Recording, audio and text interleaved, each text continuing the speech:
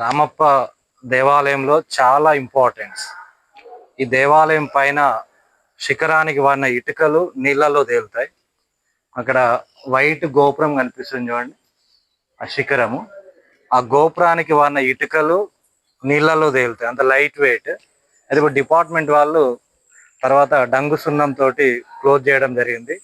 First ఇక్కడ ఉన్నాయి చూడండి, ఇక్కడ ఈ మోడల్ టెంపుల్ శిఖరం మీద కనిపిస్తున్న ఇటుకలు అలానే ఉండేవి. తర్వాత ASI archaeological survey of India వారు తర్వాత ఆ లైమ్ ఆ డంగు సున్నంతో క్లోజ్ చేయడం జరిగింది.